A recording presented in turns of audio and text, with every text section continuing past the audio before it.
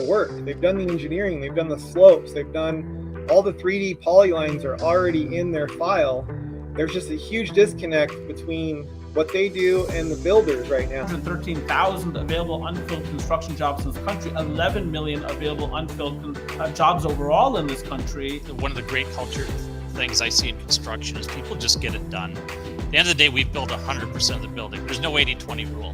Think of the technology that has been brought into existence in the last 60 years, and you think of the productivity gains that have, say, occurred in agriculture, which is up 1,750%, or manufacturing, which is up 400%, and construction is flat to negative. This was always supposed to just be a 6-episode mini-series, Stacy. I want to remind you of that.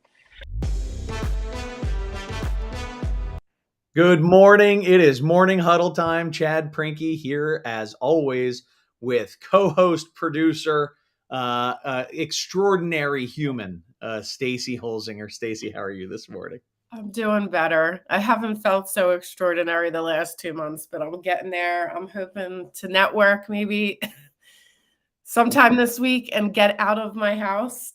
Because I've got to imagine that you're at this point, you're pretty much immune to like everything that could be happening.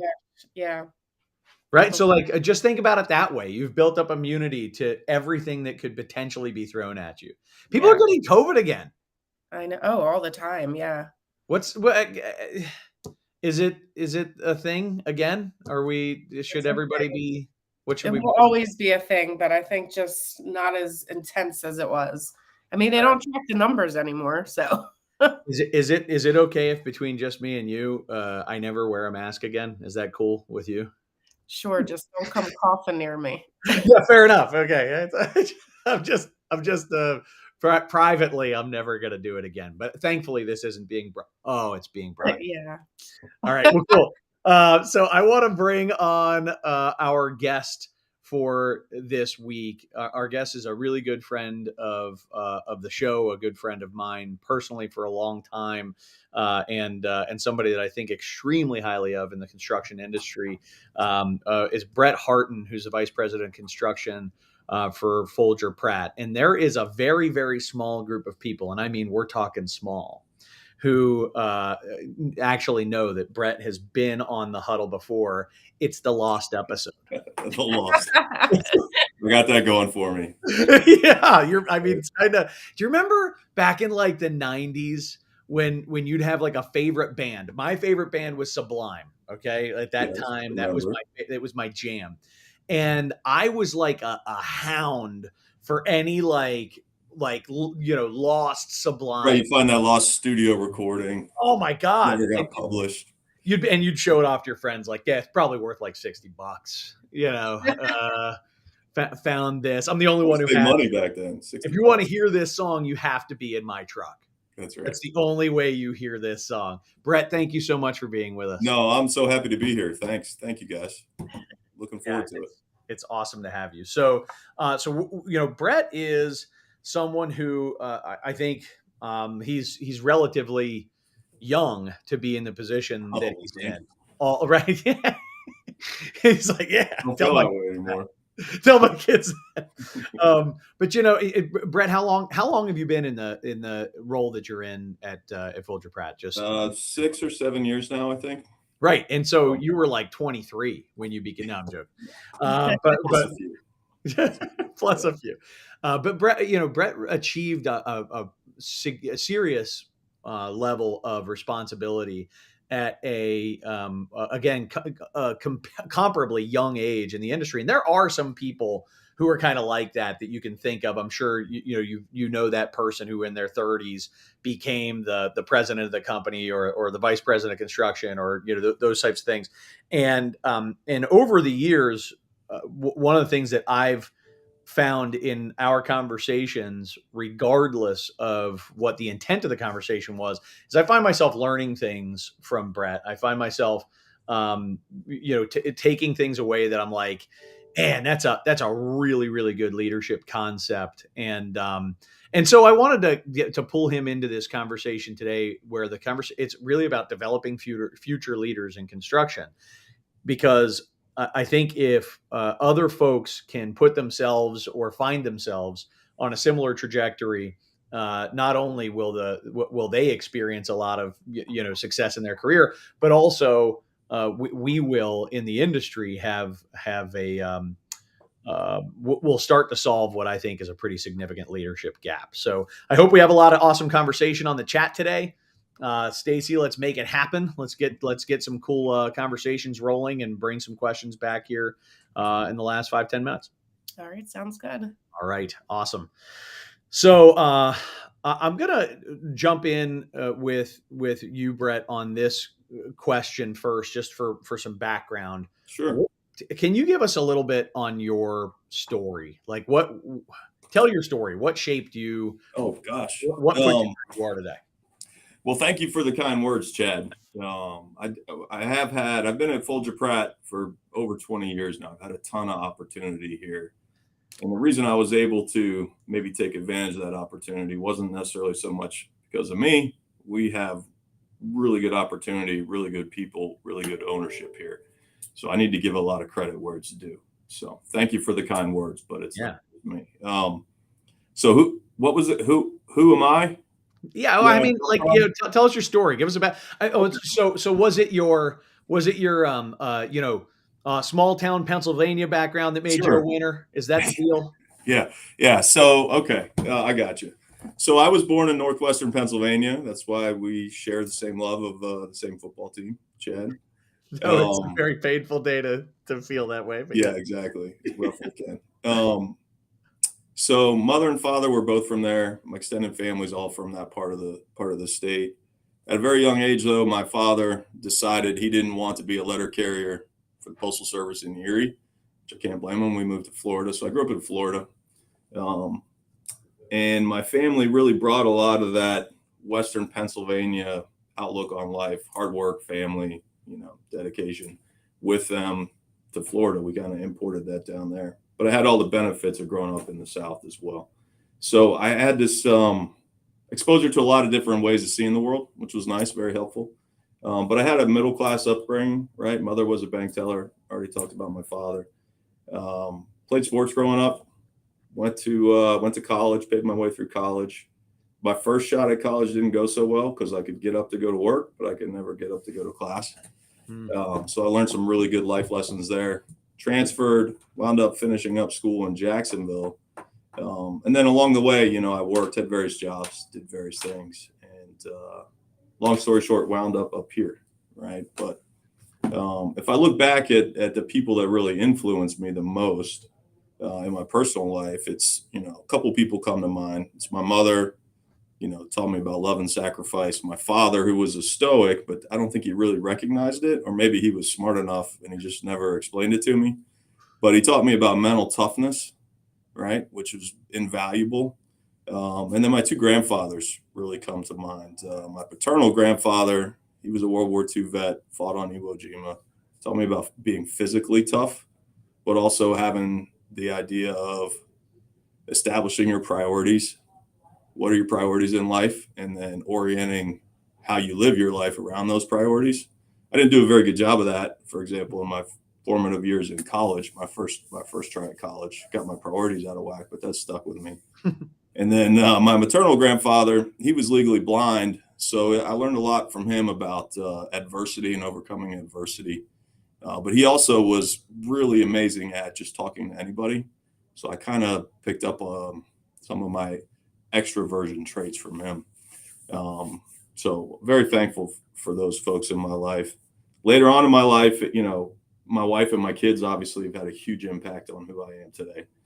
You get married and then you change, and then you have children. Both of those life events have a significant impact and change, cause you to think about the world differently. And then professionally, I really need to thank a guy that hired me here at Foulger-Pratt. His name was Kevin McClary.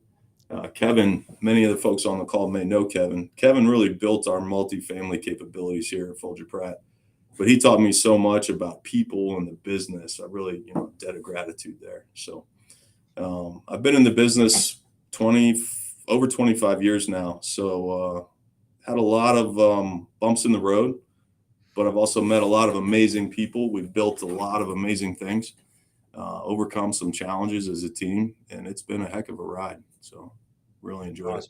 Awesome. Great. That's a fantastic rundown. And I think, you as you described it, there are so many people, Right.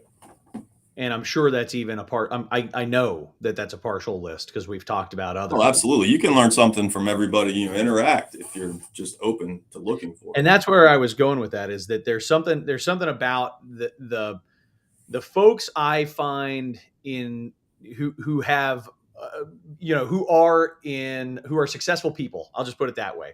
The more successful people have something pretty consistently in common from what I've seen, and that is they view every situation, every person, every challenge, every benefit, everything that they experience as an opportunity.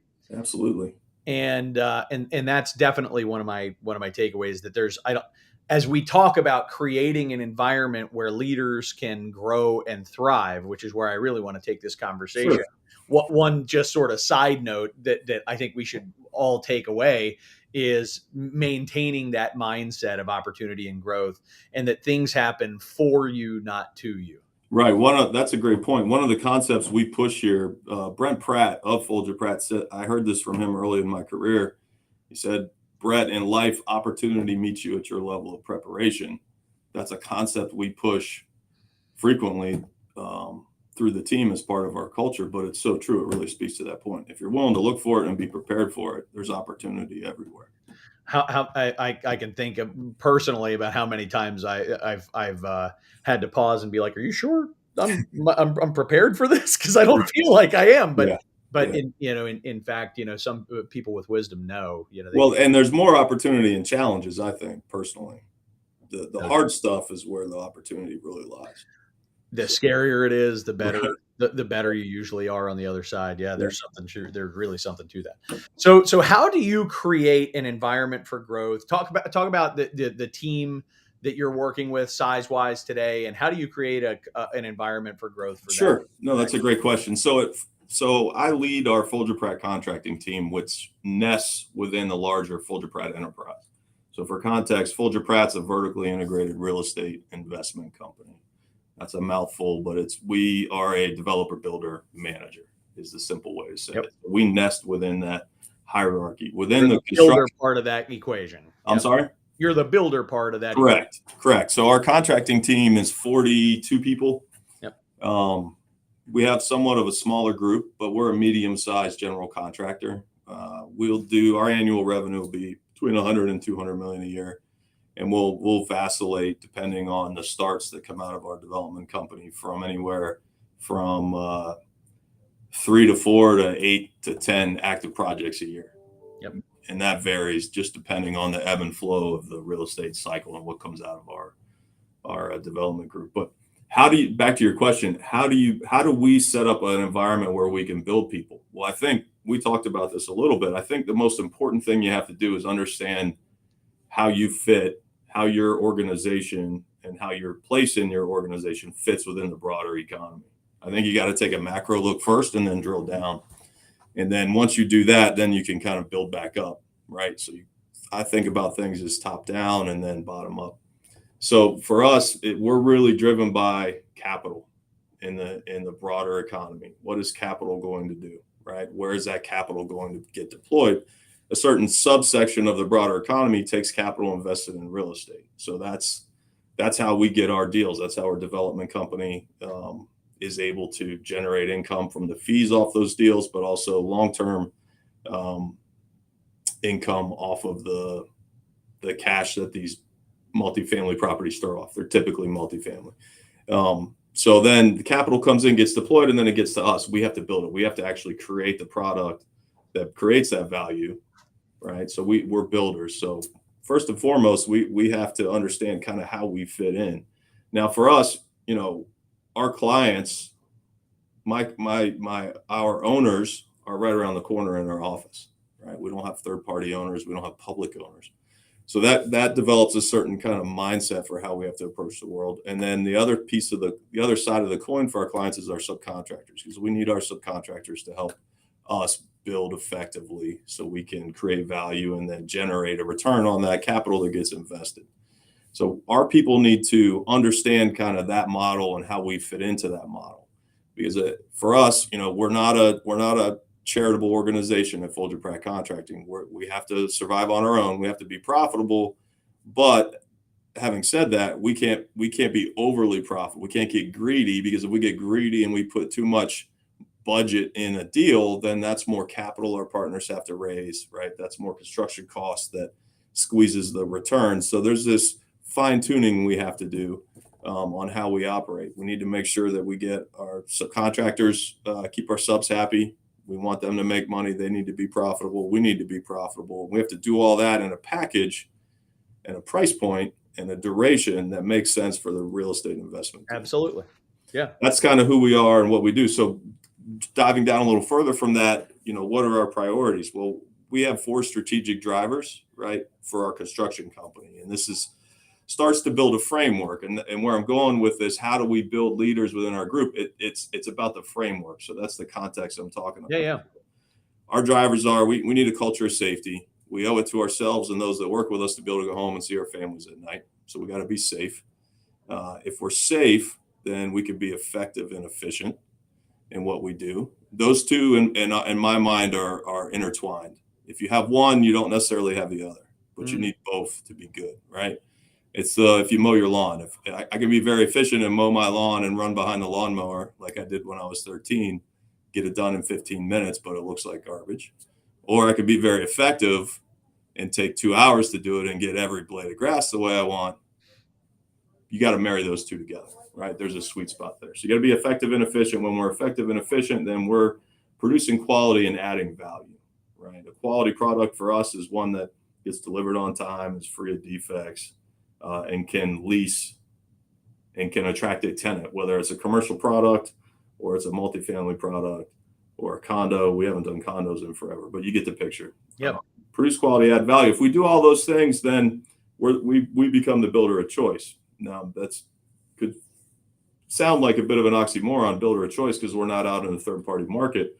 But the way we think about it is we want to be the builder of choice for our ownership group so that they continue to invest capital and resources and time and energy in us so that we're helping them achieve their broader goals. And that's a real thing, that you can't take that for granted. I can't tell you how many vertically integrated companies, and I've met a lot of them over the years, where I'll be talking to their CEO or somebody on their development end, and they'll kind of look both ways and confide in me, like, thinking about shutting down construction, just doesn't make sense for us. Like, thinking we can just go third party and say, and right. So being the builder of choice is really a thing. It's important. You can't, like I say, you can't take that for granted. It's got to be something that you're so good that they can't imagine building without you. Right. From managing risk, keeping budget in line and producing quality. Absolutely. And so from that framework, when I came into my position, I was very fortunate. I'm standing today on the shoulders of giants. There's been a lot of phenomenal people that have helped create Foulger-Pratt to what it is today, Foulger-Pratt Contracting. So I had a great starting point. I feel a lot of ways I started on third base when I came into my role here. But when that did happen, I spent a lot of time thinking about what type of operation we wanted to have. And what was really important for me and for our leadership within the construction group was we wanted teams that could act independently and think critically within the framework that we established. Yep. Without a lot of micromanagement. Just that's a personal preference of mine. Any time in my life where somebody's tried to micromanage me, I have this severe reaction to it. It's just, I abhor it. Because in my mind, I always said, well, if you're paying me to do it, then I should be able to do it. Right. That's just me personally. Yeah. But we wanted to build teams that could be independent. And in order for them to be independent, we had to do our job to set the framework, but also get people and attract people that can think critically and are motivated. Right. So that's the framework on how we started to think about what our operation needed to be. Nested within the hierarchy of all the way at the top, capital gets deployed. And then from there, you go about, well, how do we build folks and give them opportunities to grow into these roles that we want, and to have a career progression where they can see it. And it's outlined in a manner that they can understand. Right. And one of the things that, and I know you talk, you talk with the team, you train the team, you coach the team, right? You help everybody to kind of reach their, to reach in and figure out what makes them tick and what can get them to the next level. But I know that you also lean on outside resources like books. Absolutely. Yeah. So outside resource, you've been a great friend of ours, Chad, over the years. So we've appreciated working with you. You've been a big help with our folks. You've actually, speaking of books, a couple of these, you recommended. So kudos. But with regards to the training, okay, so that's kind of where I was going, and you're leading me there. So how do we train our people, right? Books come into play, right? But also, there's kind of some priorities for our training. And number one, technically, right, we just need to know how to build. Two, we need to know how to build relationships. Relationships are important in this business. And we need to know how to think critically, right? So the technical side, how to be good builders, we have a Foulger-Pratt contracting training program that's annual. And we'll bring outside speakers in, or we'll train in-house on those so that we can lay a really solid foundation. That's important for us. We have to have, our team has to have a solid foundation of just technical knowledge. Is this like a one-time annual training? No, we'll have 6 to 8 trainings a year. We assign a training committee chair. It's usually a younger person within the enterprise. Give them an opportunity to step up and show some leadership, right? And grow in that way. So we'll have 6 to 8 of those kind of technical trainings, and we'll intersperse, some I guess soft skill training, we'll call it, right? Depending on where what we need for the year. The relationship piece of our folks and how do we develop them. We really look for people to understand that they need to operate with integrity. That matters. And hopefully as we onboard people, we've done a good job of flushing out folks that maybe that might be an issue. And for those folks that maybe get through the net, we do a pretty good job of flushing them out quickly. But integrity matters for us because, we need to play long-term iterative games with long-term minded people. That's our approach, right? Real estate is a long-term game, but construction is a long-term game. If you're new into the industry, you might not recognize that if you're 2 to 3 years in, but stick around and you'll find out that this town is a long-term business, right? No doubt. People have long memories. So we train on relationships, networking, right? How to communicate, how to have integrity, how to manage and all the people that it takes to build a project, right? Owner, architects, subs, suppliers, your own staff, all that. And then critical thinking. So if you go back to what I was saying, we need teams, at least our approach is we need teams that can operate independently. Critical thinking in my mind was really important. Because how can we not micromanage folks if we can't trust that they don't think critically? That's right. Because it takes more than just following a process to get a building built, right? Construction is very dynamic. It's one of the reasons personally I love this industry is it takes all these pieces from all these other disciplines and puts them into one pot. And you got to be a psychologist, you got to be an accountant, amateur attorney, you have to be an engineer, right? Architect, all these things. And the critical thinking piece is something that we push. And the way we do it is not necessarily always with formal training. We'll give folks an opportunity to read a book. It's kind of opportunity to meet you at your level of preparation. Hey, do you want to get better at what you do? Hey, I think you might want to consider thinking about this book. So there's 3 primary books. What do we go to? The first, Radical Candor. You shared this with me. This is an awesome book.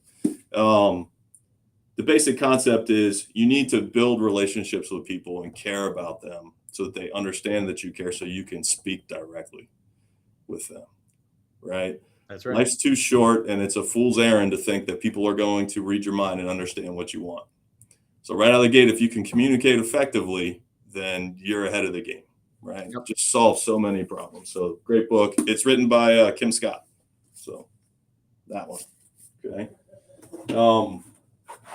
So if you can communicate effectively, well, we talked about a framework before. So what kind of framework are we talking about? In my mind, I kind of see the world in pictures. It's how my brain works. It's like cartoons, right? Just pictures pop up in my head. Yeah. I'm a simple guy. But the Great Mental Models, Volume 1, published by Farnham Street. It's a guy named Shane Parrish. I found this to be very practical, and it translates very well. It talks about things like the map is not the territory, right? A schedule update doesn't represent exactly what's going on in the field. Sometimes you got to go walk the job, right? Understanding your circle of competence, knowing what you're good at, knowing what you're not good at. First principles, second order thinking. What's the effect of the effect, right? What's going to happen after you take this action? A lot of times we get short-sighted, don't think things through. All right, we got to kick that sub off the job.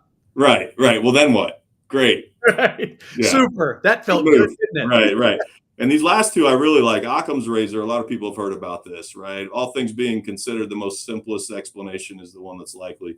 This one always makes me laugh. We talked about this, Hanlon's razor, and that's don't otherwise attribute to malice that which could be explained by stupidity, right? We all make mistakes. For example, if a subcontractor doesn't do something you need them to do, or somebody on your team doesn't do something you need them to do, it's not because they don't like you. Generally, odds are it's not because they don't like you or they're out to get you. It's just people make mistakes. Yep. So the mental frameworks are really important. And then the last one, this sounds kind of outlandish, but it's the 33 Strategies of War by Robert Greene. This really speaks to strategy. I mean, construction is not war. Sometimes it can feel like it if you're not doing it right. But this book has a lot of concepts that really speak to strategic thinking. And this one really resonated with me. I first read this book when I was going through a really challenging public project that was multiple years and had some lawsuits involved. And it really resonated with me. But what I like about this book is it talks about leadership as well. But it starts with, how do you operate and how do you function? Self-directed warfare is what they call it. Concepts like don't fight the last war. What happened yesterday isn't going to happen today, and what's going to happen tomorrow isn't going to be the same as today. So you have to attack each situation, each day fresh.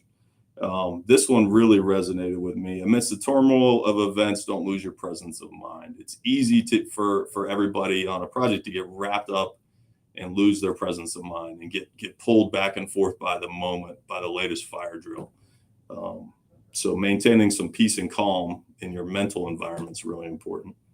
Organizational warfare, avoiding the snares of groupthink, right? A team needs a leader, right? So we have to build those leaders. Segmenting your forces. This one really resonated with me, and it speaks to how we wanted to establish our teams. What's cool about the book, it gives examples from history, like Patton, for example. He said, don't tell a soldier how to do something. Tell him what you want him to do, and then let him go figure it out the best way possible, right? Napoleon's orders. What's that? That speaks to your culture of not Mike. Right. Napoleon gave his orders to his generals. It's fascinating to me, but it really applies to how we communicate in construction. And then it kind of changes to some team concepts. Pick your battles. You need to be effective and efficient. Trading space for time is a good one. Sometimes you just need time to think to solve a problem, right? And then some long-term concepts like lose the battle but win the war, right? You don't always, everything's not a +1 scenario. You don't always have to win and put somebody else down, right? You got to think long-term. Overwhelming resistance with speed and suddenness. That's really speaks to agility. For us here in our group, we get different product types. Development changes their mind. The market changes. We have to adapt. Right. And we don't have specialists here. We're small enough to where we have to be agile to handle any type of product type and to change course quickly. So that resonates. So what I'm taking away from all of this, Brett, is it's a lot of things really. Sure. One of the key concepts that I want to underline for our audience is that inside your organization, you are building leaders for your organization. Right. And that's something that uh, you're not just kind of providing generalized leadership concepts, but you're really providing all of this stuff in a framework, to use Yeah. your term, of this is the world we live in, this is the business we operate in, this is the company that you are contributing toward, the team that you're contributing Right. toward. And so everything that you're teaching, everything that the team is learning, is specifically designed to map back to what they're doing today and tomorrow, and not just these big lofty leadership communication concepts that kind of feel like nice. When I hear soft skills training, it's one I always Yeah. feel, because Right. it's something I do, right? It's I that's a large part of our business is soft skills training. But when I think about soft skills, when I hear that term, I flinch, because it feels to me like it's the stuff you don't Too really nebulous. need. Yeah. Right. It's the stuff. It's like it's the stuff you don't really need, but it's nice to have. But in fact, what you're doing is you're inside your framework of long term your success with your inside your own entity, inside the enterprise that is Foulger-Pratt. The other, your subcontracting community that matters a lot to you, and maintaining those relationships and having a long-term vision toward those people. All these concepts tie back to stuff that you're really beating the drum on every day. Yeah, And because it nests within the hierarchy of how we operate. I do think a lot of these concepts translate, and I hope people see that, because I don't think they're just unique to us, but it certainly was a conscious choice to structure things this way.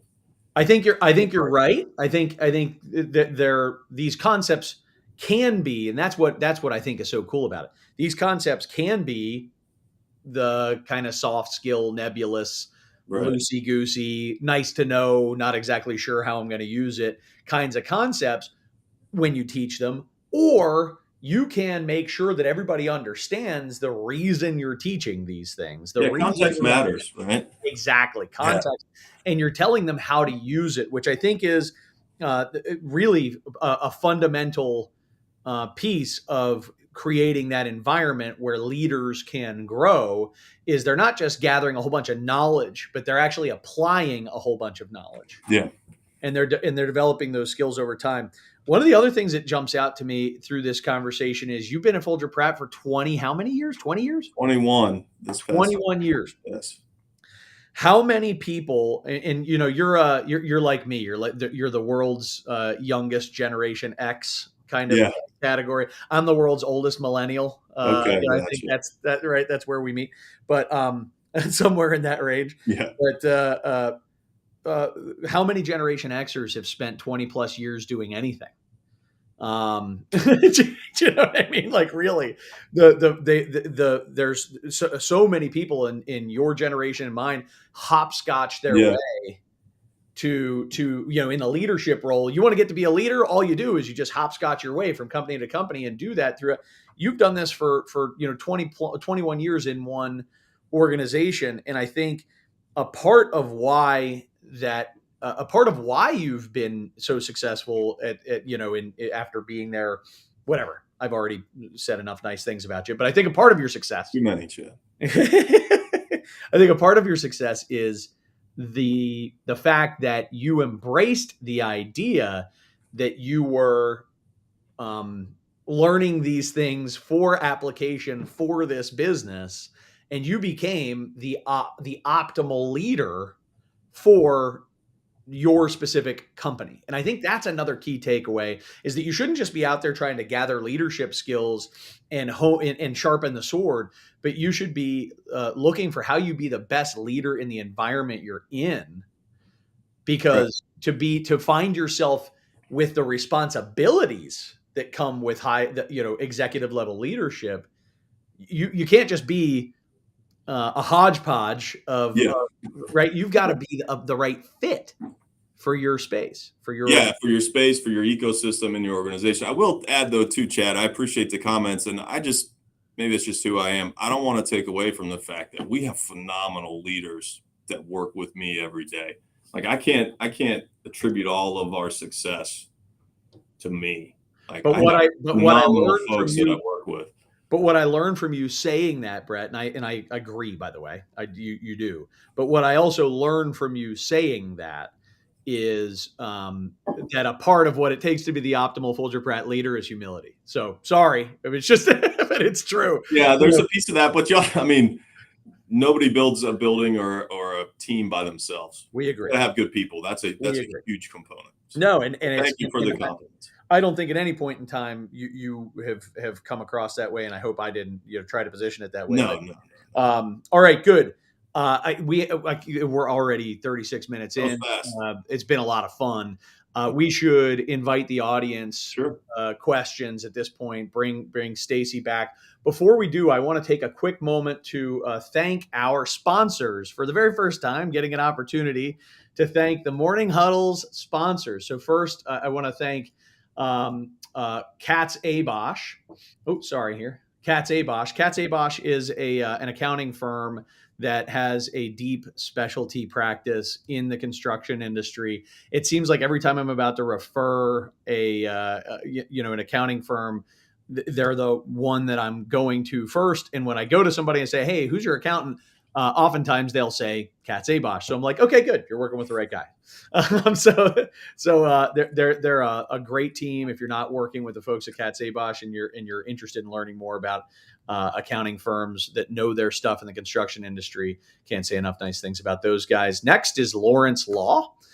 Kate Lawrence and her team are a fantastic resource. They're a super relationship-oriented law firm that partners with their clients and knows everything that's going on in their business so that they can be strategic and add value instead of just that phone call when something goes wrong. Kate is awesome, and we appreciate her support. And then lastly, we've got Frisco Woodline. And Frisco Woodline, these are awesome people, formerly GE Frisco. These are they're a lumber supply company and a value-added partner that has the ability to not just supply lumber, but also do some fabrication, some paint work, and put products in. It's kind of like that specialty package. They're not necessarily going after that large, framing package lumber order. What they're looking is to be the just-in-time right there for you for all your custom needs. Large and small. So that's Frisco Woodline, and we appreciate their support as well. It is neat to have sponsors, Brett. This is the first time I've ever like a milestone threshold crossed here. Yeah. Yeah. Thanks, man. Those are all good companies. We know many of those companies. So yeah, good. All right. We're gonna bring Stacy on. We're gonna hear from the audience. Stacy, what do we got? Yeah. So you talked about the boss walking the job. Can you speak to that because I think there's a lot of companies, they get stuck in their little office or hole and they don't go out and actually talk to their employees and check in on them and things like that. Can you speak to anything like that? Or sure, absolutely. You check in on your employees and things like that? Yeah, so first and foremost, we look to the team that I work with every day. The couple of folks are project executives and director of pre-con and our director of safety to really be the touch points for the teams that are reporting up to them. And then at the field level, it's the project manager and lead super. We look to them to be the touch points for the folks on their team so that everybody has layers of interaction within the organization. We're fortunate that given our size, I have the time to be able to go to every single job site at a minimum once a month for our monthly check-in. So that's something we do religiously. It gives me the opportunity to walk the job, to see the team, get a pulse for how the team's doing. And half the time is spent going over the project. Are we on time? Are we on schedule? How are our relationships with subs and the owners? Are we going to meet business plan? The other half of the time, it gives me a chance to really focus and talk to the team and to check in and make sure that their needs are getting met. and we're meeting their needs, because it's important to meet the needs of your people, because they're certainly meeting the needs of us for the company level to build the building, right? That really helps, I think, develop a sense of community and team amongst the various project teams. But it's important to note also, companies of a different size than ours, that might look different, right? That works for us because of how big we are. So Yeah, that makes sense. Mark Jury said, how are you leading your team through and into this new elevated cost of money and elevated expectation of investor return with the increased costs of construction, from material and equipment to labor and logistics? Mark just came up with the title for our next show. That is such a serious question. No, it is. That's the question really at the highest level everybody's asking, right? What is the capital doing, right? Because if cap rates for buildings if there's not enough of a spread between cap rates and interest rates, then that capital may not want to invest in real estate. Something that may be more risky than other vehicles to invest your money. But I think for us long term, the capital that likes to play in real estate is going to stay in real estate. It's just trying to figure out what's going on with the interest rate environment and where the economy is going. So there's a massive imbalance in supply and demand for housing, and that's for both apartments and home construction. So that's not going anywhere anytime soon. So we continue to feel bullish long term about multifamily in particular. That's a lot of what we build. We'll build anything, but primarily we're doing multifamily. But balancing the cost, it's tough. What helps us is our model. We can have conversations that maybe a third party contractor can't have with their owner, or maybe in a more candid way. We get to peek behind the curtain a little bit to see how the sausage is made, so to speak, on the pro forma. So that allows us in our model to get creative on how we address risk, which really drives cost. And driving and managing the cost piece of a pro forma for real estate is important, because that's one of the biggest lever that drives returns, which is what attracts capital. So it's kind of a non-answer, because I don't think anybody really has the answer, but that's what we're doing about it, at least. Yeah, I mean, it seems to me that the safest places to put your money are, so I agree with you. Like there's in this particular moment in time, there's a lot of question about what the investment is going to look like, and is it going to be better tomorrow? Should I wait? Should I go ahead now? And those types of things. But at the very least, there are going to be some projects moving forward now. Absolutely. There's some money that wants to get out in the market, and I think what you're trying to do is to be the safest place to put your money. To be the place that says, when you put your money here, we have just a consistent track record of bringing it, in on schedule, on budget, with a quality product that's going to keep everybody out of litigation and get everybody the return they're looking for. Well said. Two more questions. So to kind of piggyback off what you just said, Casey Larkin said, as the market is challenging, would you joint venture in a project? We have joint venture projects from a construction standpoint for various reasons. So the answer is yes, but each scenario is its own scenario. It's its own case, right? So we would do that on a case-by-case basis. Okay. And how often do you perform team huddles to ensure quality evaluation, check-ins prior to year evaluations? What are the tools or systems you are utilizing? Okay, that's another good question. So we have process we follow, right? We have a meeting every week at the team level, right? Team meeting, go over everything related to the project. This is just the project team itself. So they're doing what they need to do. We check in as leadership monthly to make sure things are going as they're supposed to. But with regards to individual performance, the way we're set up is we have an annual review process, and then we have a mid-year review process, where the mid-year is a little more informal, right? Just to check in. But it is formalized. It's a check-in on progress and goals.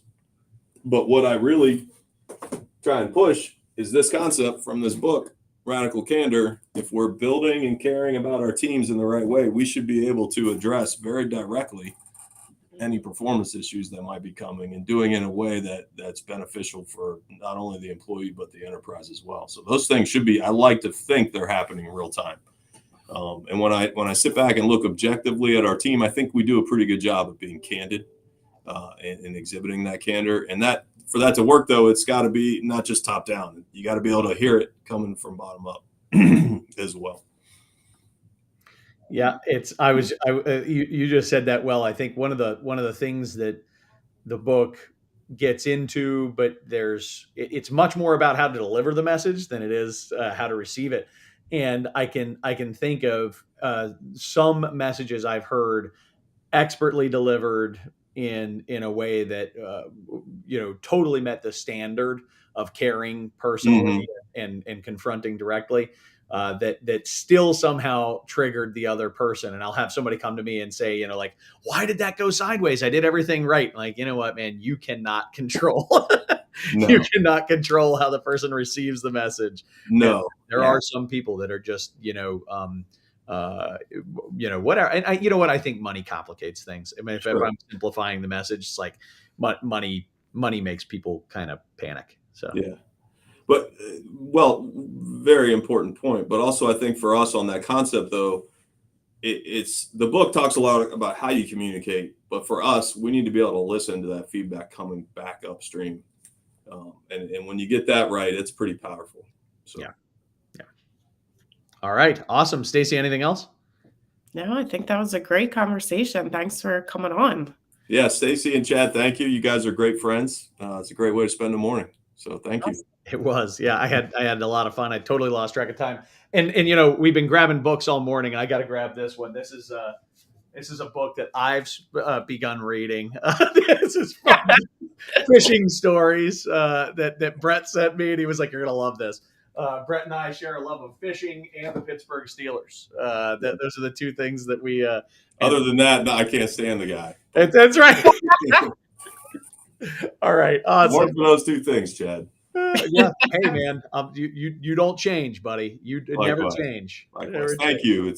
This was really fun. Thanks, guys. It was awesome having you on. Thanks, Brett. Let's do some cleanup, Stacey, and we'll call it a day. So next week, same time, 9 a.m. Tuesday, we've got Michael Wagner joining us to talk about what happens when projects go off the rails. How are you not here for this one? I am going to be. I know it's a topic I love too. I am going to be on vacation, and I'm going to be in the mountains, and there's going to be no cell service and no Wi-Fi, and I am not going to be running the show. I'm going to be handing the reins to my highly capable and highly nervous colleague, Matt Verderamo, who is awesome. And if you're not following Matt on LinkedIn, you need to. He's got brilliant stuff that he posts literally every day. I've never met somebody more committed to contributing content to the construction industry. Matt has been a part of the Well-Built Construction Consulting team since August 1st, and we really actually got to know each other through LinkedIn. So there's something there, and I look forward to hearing how it goes. I won't be even watching or listening live. I'm truly just trusting in Matt and Stacey to run an awesome show, and I know they will. So that'll be a great conversation next week. As always, please email us to be added to our weekly mailing list so that you don't miss out on the live stuff. And if you do happen to miss a live session or live show, that is, you can quickly gather the information on it and watch it and catch up. Obviously, do it through Apple, Spotify, YouTube, or just right on LinkedIn. However you like to, keep caught up on podcast-like material. Yeah. Stacey, I'm out of breath. I think I'm out of things to say. Is there anything else on your mind before we wrap? Nope, nothing else on my mind. Just focusing on getting better and looking forward to next week and to meet Matt. I got to meet Matt before the show. That's why that would be like let's have a surprise. I guess we could, yeah. No, it'll be fine. I'm sure you guys will get caught up a little bit before the show.